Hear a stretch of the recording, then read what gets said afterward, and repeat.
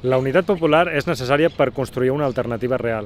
Hem avançat amb el front electoral, però fa falta unitat i lluita al carrer per poder avançar realment. Más que nunca, las confluencias con otras fuerzas, con movimientos, son muy necesarias. És necessària i indispensable per derrotar les polítiques neoliberals i guanyar la dreta. És necessària perquè només la unitat ens donarà la força necessària per poder vèncer l'enemic de la classe treballadora.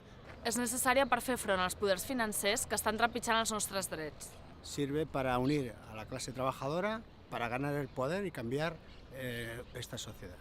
La unitat popular és l'única manera possible d'intentar contrarrestar aquesta ofensiva i aquesta voluntat.